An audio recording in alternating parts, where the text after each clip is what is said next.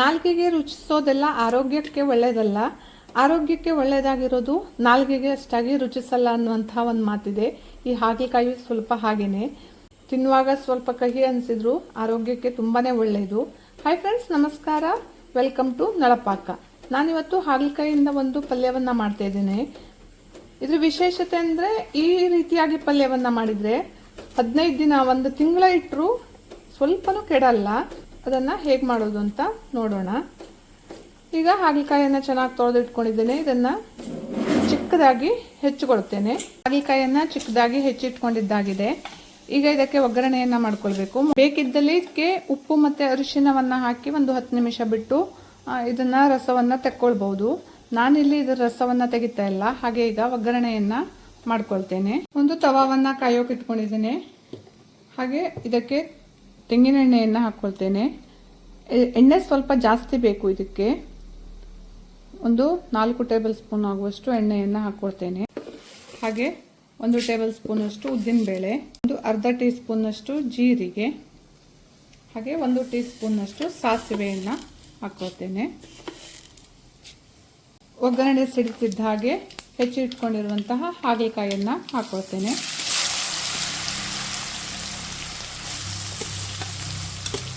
ಒಮ್ಮೆ ಒಗ್ಗರಣೆಯಲ್ಲಿ ಚೆನ್ನಾಗಿ ಮಿಕ್ಸ್ ಮಾಡ್ಕೋಬೇಕು.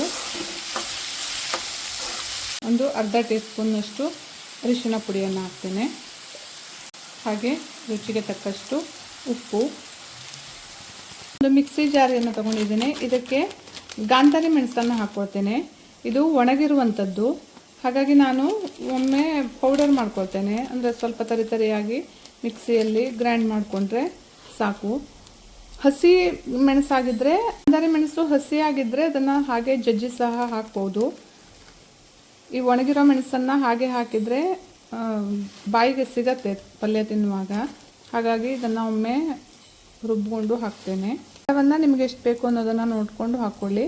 ಇದಕ್ಕೆ ಹಸಿ ಮೆಣಸು ಅಥವಾ ಖಾರದ ಪುಡಿಯನ್ನು ಹಾಕೋದ್ರಕ್ಕಿಂತ ಗಾಂಧಾರಿ ಮೆಣಸನ್ನು ಹಾಕಿದರೆ ಟೇಸ್ಟ್ ತುಂಬ ಚೆನ್ನಾಗಿರುತ್ತೆ. ಹೀಗೆ ತರಿಯಾಗಿ ಒಂದು ರೌಂಡ್ ತಿರ್ಸ್ಕೊಂಡ್ರೆ ಸಾಕು. ಈಗ ಈ ಮೆಣಸನ್ನು ರುಬ್ಕೊಂಡಿದ್ದೀವಲ್ಲ, ಇದನ್ನು ಪಲ್ಯಕ್ಕೆ ಸೇರಿಸ್ಕೊಳ್ತೇನೆ. ಹಾಗೆ ಹುಳಿಗೆ ಬೇಕಾಗುವಷ್ಟು ವಾಟೆ ಹುಳಿಯನ್ನು ಇದು ಡ್ರೈ ಆಗಿರೋದ್ರಿಂದ ಪಲ್ಯ, ಇದಕ್ಕೆ ಹುಣಸೆ ಹಣ್ಣಿನ ರಸ ಅಥವಾ ಲಿಂಬೆ ಹಣ್ಣು ಇದು ಯಾವುದನ್ನು ಬಳಸ್ತಾ ಇಲ್ಲ. ವಾಟೆ ಹುಳಿಯನ್ನು ಹಾಕ್ಕೊಳ್ತೇನೆ. ಹುಳಿಗೆ ಬೇಕಾಗುವಷ್ಟು. ಸ್ವಲ್ಪ ಖಾರ ಹಾಗೆ ಹುಳಿ ಎರಡೂ ಜಾಸ್ತಿ ಬೇಕು ಇದಕ್ಕೆ, ಆವಾಗಲೇ ಟೇಸ್ಟ್ ಚೆನ್ನಾಗಿರುತ್ತೆ.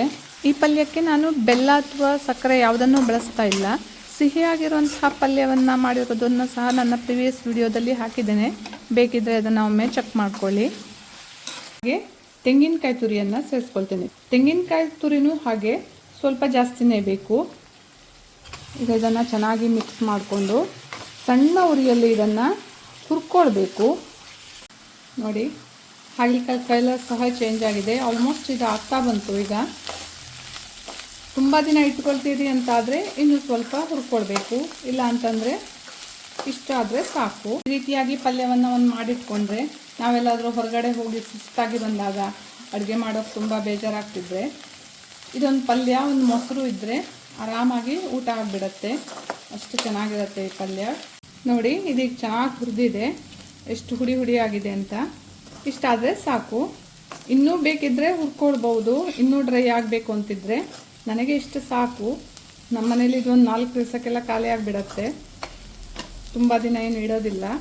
ಈಗ ಸ್ಟವನ್ನು ಆಫ್ ಮಾಡ್ತಾ ಇದ್ದೇನೆ. ಇವತ್ತಿನ ನನ್ನ ಈ ಹಾಗಲಕಾಯಿ ಪಲ್ಯದ ರೆಸಿಪಿ ನಿಮ್ಗೆ ಇಷ್ಟ ಆದರೆ ಲೈಕ್ ಮಾಡಿ, ಶೇರ್ ಮಾಡಿ, ಕಮೆಂಟ್ ಮಾಡಿ ಹಾಗೂ ಸಬ್ಸ್ಕ್ರೈಬ್ ಮಾಡಿ. ಹಾಗೆ ಇನ್ನೂ ಒಳ್ಳೊಳ್ಳೆ ವಿಡಿಯೋದೊಂದಿಗೆ ಮತ್ತೆ ಬರ್ತೇನೆ. ಅಲ್ಲಿ ತನಕ ಬಾಯ್ ಬಾಯ್. Thank you.